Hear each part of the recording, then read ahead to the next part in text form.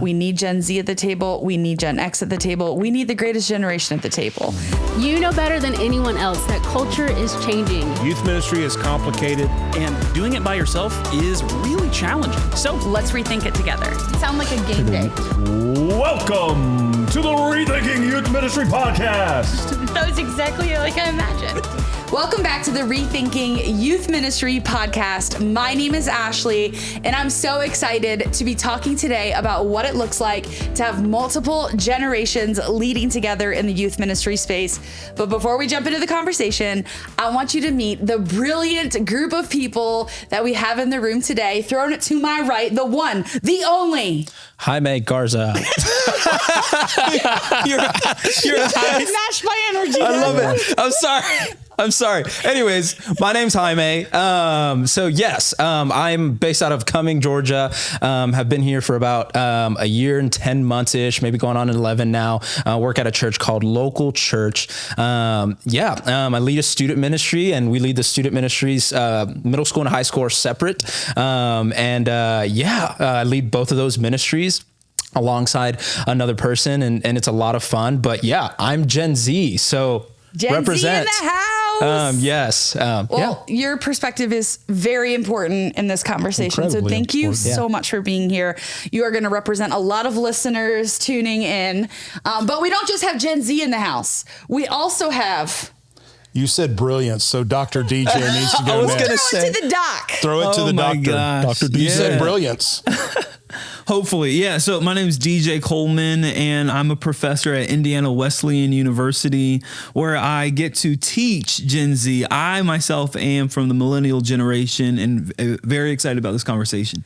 And you are a professor of practical theology, evangelism, beautiful. discipleship, homiletics, preaching. I love that. And stuff. Yeah, all the good things. Yeah, a lot of fun. We're so excited you're here. Glad to be here. Fellow millennial. There we go. Fellow millennial. That's what I'm talking about. All right. Representing the senior adults. My name is Stuart Hall. I am the Director of Student Leadership here at Orange. I am Generation X, and we are hanging on by a thread. Barely getting by in the youth ministry space. We're so glad you're still here. But I plan on crossing the finish line with my hair on fire, doing nothing but believing in the next generation. Let's go. And I'm a little intimidated that a professor of practical theology is going to be sitting in on this conversation. I'm not going to mention scripture at all. Oh my gosh. I'm kidding. That fact check. Bring it to the table. Yes, a lot of fact I prepared, and now I'm like, don't look over my shoulder. I'm terrified. No, it's all great. Well, I'm excited to jump in. Yeah. I know that all of us have been in ministry for some time now and have experienced the thrills and the tensions that exist that we have to manage and that we can avoid when it comes to generations leading together. It's not a surprise to anybody that this is a conversation that's on the table. And I think what I find so fascinating as we have 8 generations, leading together right now. In the Gen Z Effect book, it talks about how life expectancy is increasing.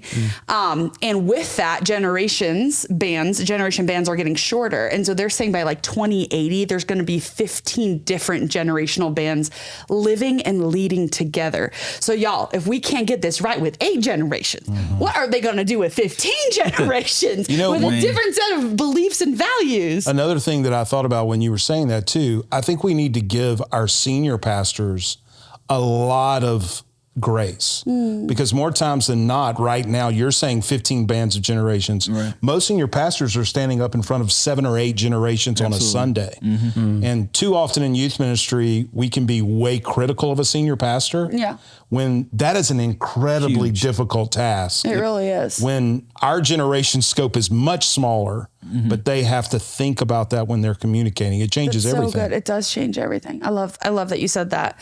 But that's kind of been us stacking hands on this conversation is how can we make sure we as leaders in the church and leaders of these next generations, we hand the keys of leadership off to a generation that's equipped to make it better. And how do we make sure that we are modeling it and we are making way for it and we're honoring, generations that are different than us. And so, I want to hear from all of you. something that you've been rethinking when it comes to multiple generations leading together in youth ministry space? Stuart, I'm going to throw it to you first. Oh, gosh. The next generation of leaders are standing on the shoulders of giants and sitting under the shade of trees that they never planted. But they are also responsible for planting trees of whose shade they will never sit in, because there have been battles fought and won by the generations ahead of us. And we will fight battles that people behind us will, be able to benefit from. Yeah. So it's in that context when I think about what am I rethinking as it relates to generations. I think the thing that when you sent us the question, what I kept thinking about is I wonder if it's time for us to give high school students the ability to choose their rabbi. Because a lot of times this is going to feel and sound like it's small group centric, but I do think it's generationally centric. Too often we treat high school students like it's an arranged marriage with small groups. And I think that there are adult volunteers that are older that high school students especially want investing in their life, but they haven't been given the opportunity to choose that person because we do the choosing for them. And I would love for us to begin to rethink how does that shift things generationally? Because when you look at the data that's pouring at us, the average age of a youth pastor in our country, roughly around 30-ish. In most churches, the youth volunteer is the parent of a teenager. It gets younger the bigger the church is. So who are the teenagers in our ministries that want an older adult investing in them, but they weren't given the choice to choose that adult? I would love for us to rethink that. Talk amongst yourselves. Man, that's good. It's very similar to something I want to rethink is the power of perspective. And so if you think about, our experience of pastoring through COVID and trying to figure out what in the world are we doing? Did we ask the question, what in the world are we doing with people who have pastored through other significant challenges? That's and good. Asking for the perspective that they can help us with. So there's maybe nothing quite similar to COVID-19, but surely there are other things that could have helped us navigate that conversation. So just making sure that we have a perspective in the way that we're leading and thinking through youth ministry. Gosh, as you're saying that, I kind of want to tell a little bit about my story. As you're saying about leading through COVID, my first youth ministry job was my first year in ministry ever was the year of COVID. I was 3 months in and then instantly. So glad you're still here. We made it, Gen Z. But no, truly, like, so much of what you guys are saying now is what I'm now rethinking because of my experience through that. But having the perspective of going, man, has there been people before us that have gone through stuff like that? But I saw the value of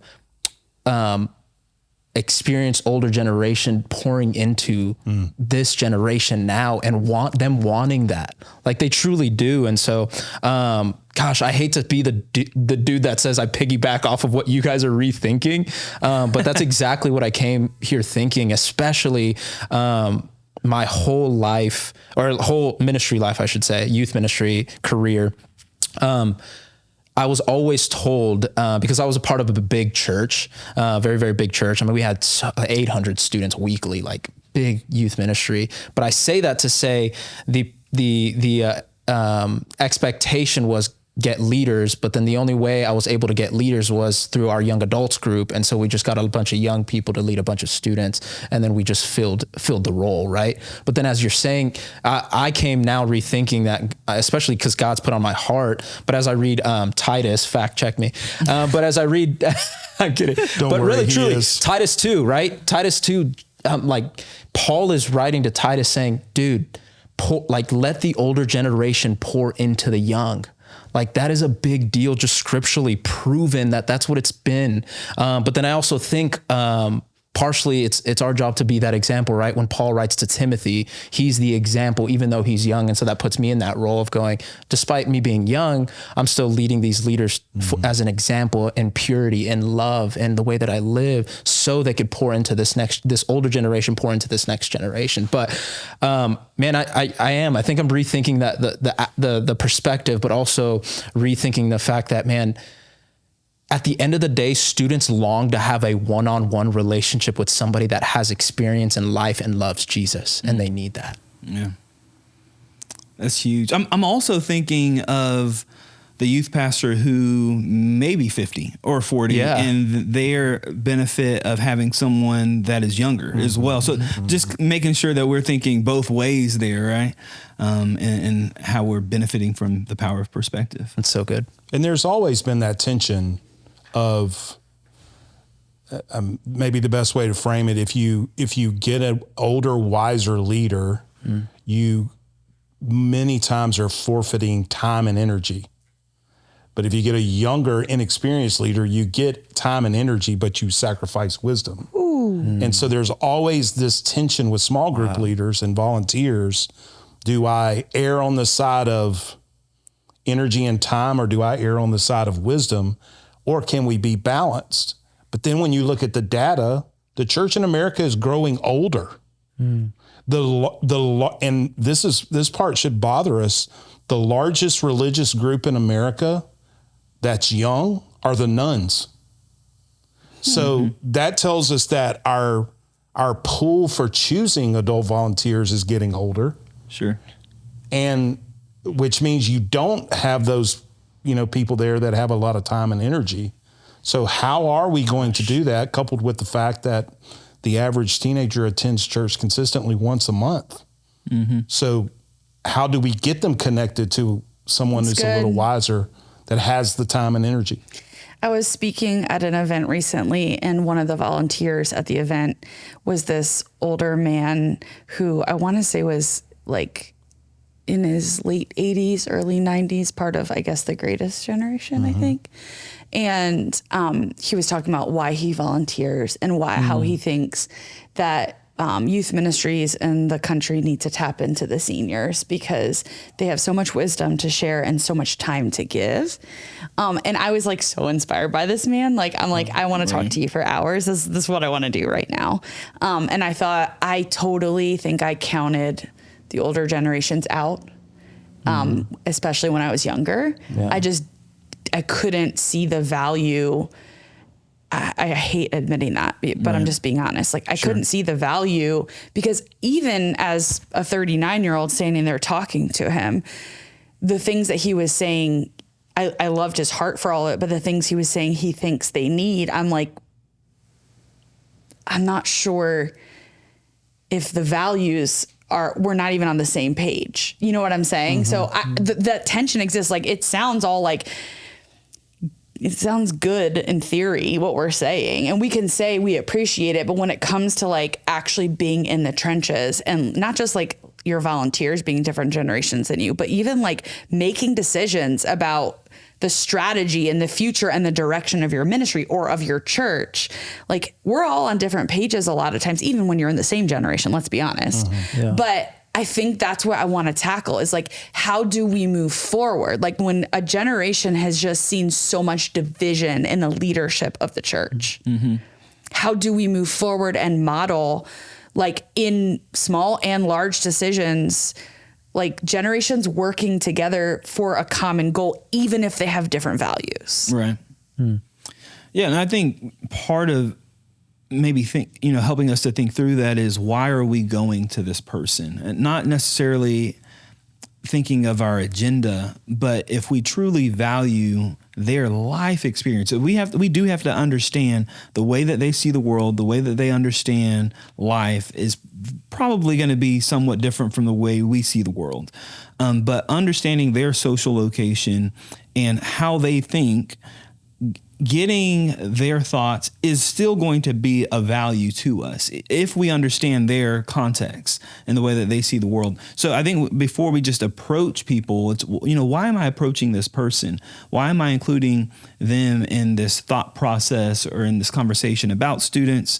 We have to understand why we're approaching them, and then from there understanding kind of the context, their history, and why they see the world the way they see it. Wow. I think about the Golden Girls and Art Walker. The church that I served in Louisiana, Linda Kate, Kathy Stewart, Shirley Baker were these older women that I was in my mid-20s thinking I knew everything and was making so many dumb decisions. We would have a leader meeting and everybody would leave except these three women, and they would just stay there. And I knew what they were saying without saying it. We need to talk to you. Wow. And I would go and sit with them, and they would correct me in love. And then Art Walker was this man that he was a chairman of the deacons, and I could ask him questions. What I've realized is they also became a lifeline for me as a young snotty-nosed youth pastor to my parents. Because even though I was foolish, they started discovering my heart, that I may make some really goofy decisions, but his heart is good and his intention is good. And moms and dads, you can trust him. Right. So if I don't spend the time as a young leader with people who were way down the road in life, but were also volunteering their time to invest in teenagers. I understand what you're saying about an 80 or 90-year-old man, but there's something good in him that he wants to invest in the next generation. 100%. His heart was amazing. Amazing. Right. Yeah. He's like, what better thing can I do with my time? I'm like, yeah, you're right. Like, I love hearing that still. I hope I still feel that way when I'm 80 or 90. Like, that's amazing. Wow. And I can also say this, and I'll be quiet. As a 55-year-old man who's lost both of his parents, you long to be able to have those kind of conversations with the people who went ahead of you. And when you don't have it, it changes everything. That you can't have those conversations anymore. So let's not lose sight of the fact that, again, giants who, the only reason we serve in the faith communities that we have, the only reason you have a youth budget, it wasn't teenagers giving money. Right. It was the generation ahead of you. Wow. So how do we, partner with them to keep moving this forward for the sake of the next generation? I think that's huge. Thinking that, convicted me in such a way, like, especially pastors that are Gen Z, we need to humble ourselves, and we need to be good question askers. Despite who you're leading and who's leading you, just ask questions out of humility.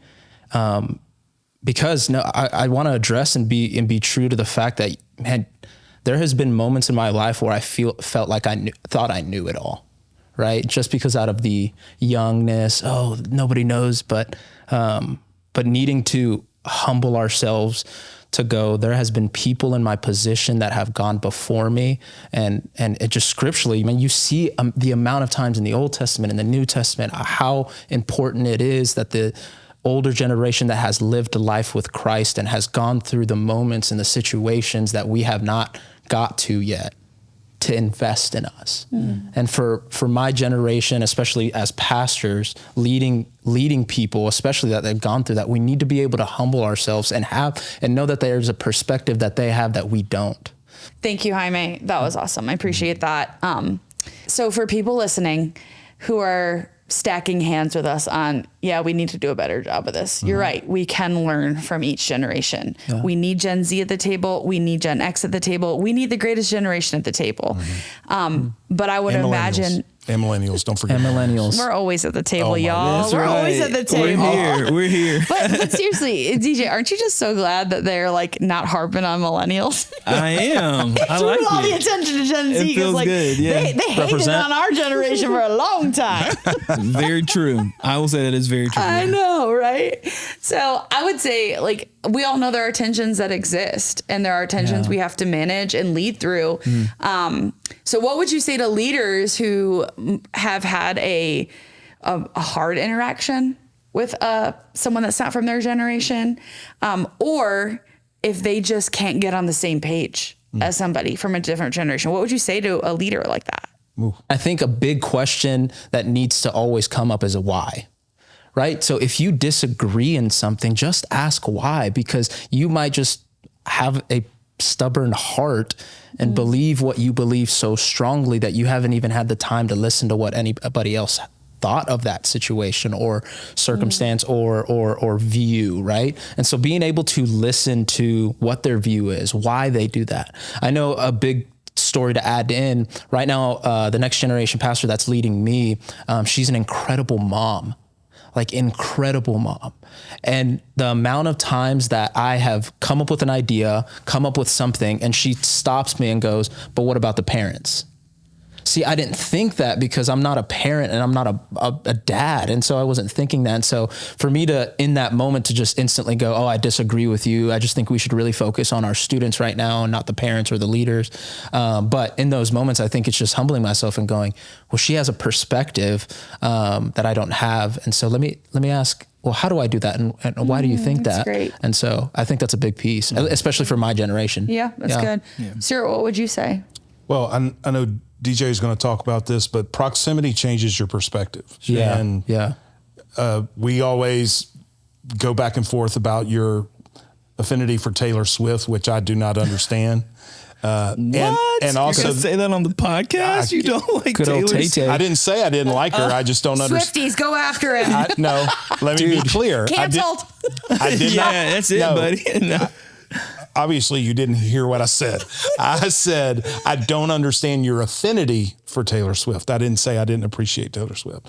I was going to bring it kind back. Of the same thing. I lived during a time where I actually saw Michael Jordan play. So did I. Correct. And I did too. I did not. So watch it. Are you about to talk about LeBron? I was going to talk about LeBron, but I'm going to change subjects now. Let's go. But here's the point. The point is, I'm prepped. I have a responsibility as a person a little farther down the road to not take offense at the fact that you disagree with my perspective. That's true. My responsibility is to exercise what the rabbis called anava, to occupy my God-given space in the world. That's how they define humility.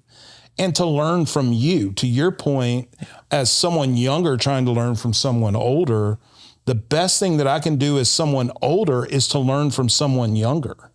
And I can only do that if I get close to it. So I may not understand how someone thinks LeBron is better than Michael because I saw what I saw, but I can listen and I can try to understand it. And this may shock you, but I actually have grown to appreciate Taylor Swift because of how much you talk about her. That's my responsibility as an older person, to be curious. Wow. It's not your responsibility to make me. It's my responsibility to learn. So many older people get stuck. They stop being curious because they're convinced their way is the way. And I think it's part of the reason why you could have someone who keeps working with teenagers who's older, but they're not curious anymore. That's so good. We desperately need older people who are curious. Man, that is huge. I mean, it really is huge. We've had a generation that grew up with the philosophy to agree to disagree. Think about that. Agree to disagree. Well, I think we need to have a position that maybe says we agree to understand. If we both are agreeing to understand one another, I think we can move forward. I love how you worded the question, though. You said, if we can't, if you just cannot see eye to eye, and there are issues that you may not be able to see eye to eye when you're thinking about different generations. As followers of Jesus, we would hope that we would be able to be of one mind, that we would be able to see things. But if we cannot see eye to eye on an issue or whatever it is, we cannot throw people away, cancel people. We can't just say, okay, I'm done with this person. We need to be able to say, we value your thought, and we value you as an individual. What are some other things that we could talk about that you can help us with, or that we might be able to see eye to eye on? If we're thinking about youth ministry, they may disagree on this or whatever that may be. But what about, I keep saying this or that, whatever. I wish I had better examples. But there are certain things that they would be able to help us to understand. Yeah. So if you can't agree on one thing, don't throw someone away. Think about other ways that they can help you and ways that you can help them. Yeah. And then I think it comes down to adding a question to that. We don't have to go too deep into it, or because then we'll go far right or left. But then the next thing after us kind of agreeing on that would be, well, what are the things that we're disagreeing on? Because is it like something super biblical that's pretty straightforward and we disagree on it? Well, then how do we handle that? Or is it? I bet both sides think it's straightforward. Yeah. Yeah, Well, that's the thing, you know, yeah. but here's the thing. Like, you'd hope, right? You'd hope that. And so I'm just thinking of that. Like, what are they disagreeing on? Is it Sure. the model of way things are, the way we're having conversations, the Music way that I style am, or something. Yeah, exactly. Right, Because then at the end of the day, in that conversation, if it is just music style, how I preach, stuff like that, that's where I need to go, okay, well, let me learn from you and let me, have a conversation and sing that. And so, I won't go into too much detail, but recently we had an event, where we just really, really pushed some of our students that come pretty, regularly, to the church. And so we push them to, man, go reach your friends. This one event isn't for you. This is for your friend that doesn't know Jesus. And so we had that. A few students came, and I just preached my testimony, how, man, I just really, really hated my life. God had really changed it, and got into some details and how that led to that. And so a parent had come up to me after that and said, man, I think you shouldn't talk too much about the details, because it could put thoughts in a middle schooler's mind that they didn't already have. And I go, oh, I could sit here and go, no, dude, you're wrong. That's my story. Or I could go, no, dude, you're a parent that loves your kids, and I don't want to put something in their head that could lead them to something in a terrible way. And so I rephrased a few things, and I changed the way that I told my testimony based off of what he told me, but because I was willing to listen. So I wanted to say, because I had a very similar experience, probably the exact same experience, where someone came up to me and said, hey, you might want to rethink the way that you're articulating this or saying this. And I had this strong it starts off urge that of, way. You have no idea what these middle schoolers are exposed to. Yeah. They're exposed to things in second grade. That could have been your posture. Yeah. But I think, having that posture of listening to that person, valuing that person, and understanding this is a parent, like you said, that cares about their middle schooler, and we can be more careful about the way that we talk. But I remember having that experience, like, you have no idea what these middle schoolers are exposed to. Knowing, But how dare I say that and not value their perspective? And I think if you humble yourself in that conversation, you could bring that up. Sure, right. And say that to that parent. Right. Exactly. And so I think learning from it, but that's why I said I rephrased it instead of removed it. Sure. Does that make sense? Yeah, that's good. Yeah. Really good. Yeah. Ashley, how did you handle not just the idea of having different generations in the youth ministry setting, but being on a staff full of different generations, and you having the passionate heartbeat that you have for teenagers, and not everybody on the staff shares the same heartbeat. Yeah. And being a woman. Yeah. I remember on my 30th birthday, I remember walking into the church office going, I'm 30. Does anybody want to hear what I have to say? That's so funny. It was literally silent. Nobody responded. Which is that not very on brand for me? That's very on brand.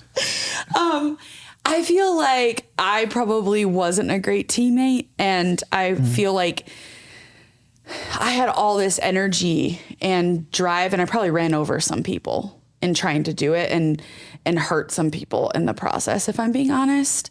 And I didn't always respect like what had come before me or what was built and why it was built that way. I wish I knew what I know now. I think I would have navigated some of that really different. I feel like some of the things that I thought were the answer, I realized weren't later. And I wasn't right. Can you give an example of that? Yeah, like I remember, so one of the churches I was leading at in Maryland, like looking at a church like North Point, who was talking about doing, which is a church in Atlanta, a large church in Atlanta that I looked up to a lot. I loved the strategy, but just like an outreach event, for example. And they would talk about this outreach event that they did, the way that they did it, why they did it that way. And they would have 1,000 first-time guests show up. And I'm like, that's amazing. Like, I love, number one, that you're tracking it, because that was one of my frustrating things.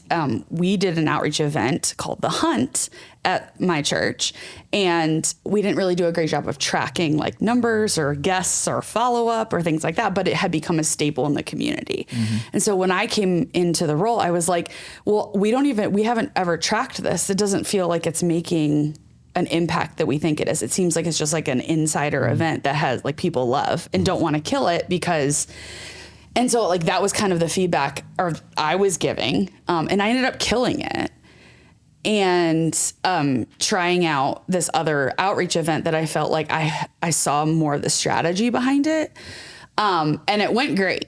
But then I moved to Atlanta and I realized how much easier it is to get kids in the South to come to church. Yeah. And that 1,000 number was like nothing and skewed to me. It was so skewed. Yeah. I was like, I did not understand that going to church in the Northeast is very different than going to the church in the South. Right. And I feel like I did not understand it. And I was comparing myself and our ministry to something, it was like apples to oranges in terms of like how to engage people who weren't part of that church. And I killed something that I feel like actually was this really brilliant thing that I didn't fully understand. Wow. And I did not do a good job of listening. I did not do a good job of asking the right questions. I did not do a good job of standing on the shoulders of the people who went before me. And I hate saying that because I really hate to lose. And it feels like I lost in that area. But there is something generational in that too that I think we all tend to forget is by and large, the faith community that you're serving was there before you got there. And it'll probably be there when you leave and will last a lot longer than you did. So in a lot of ways, what we're trying to do is how do we leave this better than we found it? Right. And remember that for a lot of those faith communities, there are generational families a part of that church. Yeah. So how do I respect them in that as well? Doesn't mean we don't be innovative and try new things, I don't think, but keeping. I think that's where I feel like a lot of the rub exists in generations is like, how do we embrace innovation and embrace what's been? And the truth is we're not always going to agree. So how do you move forward? Yeah. And how do you move forward with, I mean, even the way that we talk about generations? I think there's a lot of negativity in the way that we talk about generations. The first thought, right? Yeah. And so if every generation has a responsibility to reach the next generation, we need to rethink the way that we're talking about generations. Right. And how we value. Are you a doctor? That was really good. Well, I heard that from somewhere else, I'm sure. But how we respect and talk about other generations becomes extremely important. Is someone the villain? Who's the hero? And thinking through that narrative. I think that's so true. I think we can all agree, like, as we were growing up, you probably had generations who were older than you who were annoyed with your generation. I know we definitely did as millennials. I don't know what your experience was. I'm sure you experienced this as Gen Z. Gen Z hates everyone, so I'm kidding. That's not what I hear. No, that's not true. That's not true. Did you have that experience, Stuart? Like, well, it's kind of hard when the greatest generation's only a few generations before you. Like, you're constantly comparing yourself to them. My dad was born in 1941, 3 months before Pearl Harbor. So, you know, I maybe this was the way I was raised, but I was very respectful of older people, military dad, that kind of Got thing. it. Mm-hmm. But you certainly felt, a bit of pushback from older people, but I probably was way more forgiving than some may have been. Yeah. Because my dad would have killed me. I think what I'm learning over and over again is like every generation is a reaction to, not a reflection of, the generation before them. Sure. And when we can understand a generation's values, I feel like it gives us a totally different lens of empathy. Yeah. I feel like that would be something that I feel like has helped me learn how to better embrace generations, is like everyone's trying to do their best. Like the reason we're in ministry, like ministry's too hard to stay in for the wrong reasons. Like we're in ministry for good reasons. And so understanding values of generations and why is that a value, or why do you look at it that way? I feel like even the way I would talk about it changes. Because I feel like if I can understand why, Stuart, you value something like that, then the way that I talk about it is going to change, because if I want you to hear me, then I need to change the way that I'm talking about it. Can I tell you a story? Yeah. So this past January, I spoke at a big church in the South. Both services were incredibly elderly, and I talked about Generation Z. I talked about sexual fluidity in an incredibly conservative church, and was really nervous doing it, but it was my charge, so I did it. And when I'm done, there's a line of senior adults waiting to talk to me. And Kelly, my wife, was with me, and I looked at her and I said, "I'm dead." They are just grandparent after grandparent after grandparent thanking me. Man, wow. Because the interesting thing about a grandparent is you're talking about their grandkid. And regardless of their view, they love the kid. Yeah. I think we would be more surprised than we care to admit how much they are willing to give for the sake of their grandchildren. So if we could keep that in mind as it relates to those of us that are older, and then for those, my age, thinking about people that are younger, we've got to be that way. Like, I want to keep putting who's in front of my views, not just demanding that, this is an impenetrable line that you cannot cross. That makes no sense, especially as culture is changing and we're trying to be for the next generation. Yeah, but we always buy into these lies, right? We buy into these lies, and it impacts the way that we go into conversations, defensive, not thinking about dignity, right? Giving them the dignity of a grandparent, or dignity as a person. We allow our perceptions, our presuppositions to dictate how we understand people, and that's huge to value people in that way. Well, Jaime, as the resident Gen Zer of the group, I would love for you what piece of advice would you give to listeners, whether they're a Gen Zer or somebody trying to work or lead with Gen Zers? Yeah. Like just going back, humility, I think, is a big aspect of what we've all been talking about, even without saying it. But always asking questions and willing to learn. Know that there's other generations. There's other generations than us that know stuff. Like, I think that's just what we need to know. Like, I want to make it simple, but as weird as that sounds, I think Gen Z is the most passionate. Like, they are so passionate. They love like crazy. But I know there's a thing where we're always going, well, I want to be the person that brings the new thing. I want to be the person that has the idea before anyone else. But there has been ideas that have already come before you that could affect what you're trying to create. And so I think being humble to be able to listen and learn so God can use you in an incredible way. I love that. Good. That's good. Yeah. DJ, the resident millennial in the room. What would you say to millennials listening and those trying to work and lead with millennials? Other than LeBron was greater than Michael Jordan. Other than LeBron is the GOAT. Yeah. I think it's incredibly important that we watch the way we speak. Conversations create narrative. Our speech is very important. So I think if we are speaking in a positive light, if we are thinking about how are we loving in our conversation, loving in the way that we talk about people, I think that would be huge for millennials to hear. Love that.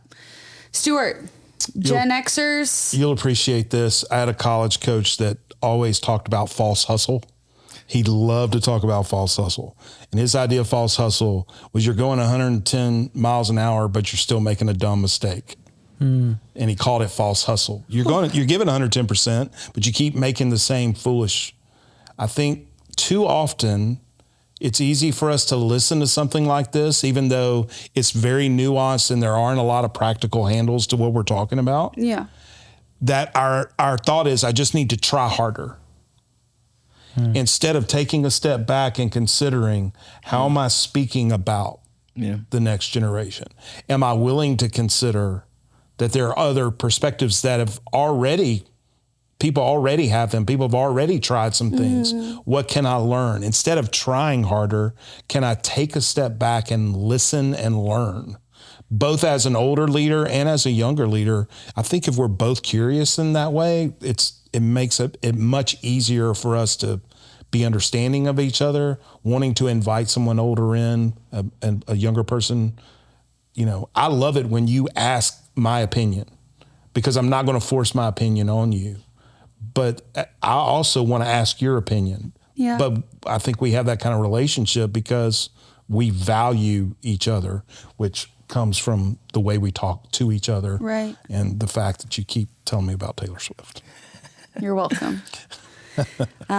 So I feel so challenged in this conversation. And I think I'm just sitting here thinking like, man, in the end, are any of us right? As we get older, it's like we think back to like, man, I wish I would have realized this. I wish I would have understood this. And I would imagine every generation's felt that. And I feel like what a bigger impact we would have on the generations we're leading and raising up if this truly could be how we come to the table every time we're having a strategy conversation or a vision conversation. Maybe the church would be something that this generation really would want to be part of because they see the way that we're treating each other. And a generation that's been raised in a lot of division in the church, maybe this could be the very thing that shows them what it looks like to be united in Christ. So thank you guys so much for this conversation. Thank you so much for tuning in. If there's anything that you're rethinking when it comes to youth ministry, we'd love to rethink it with you. So please reach out, DM us, and we'll talk soon. Till next time. Sorry, what I said about LeBron. All right. Sweet.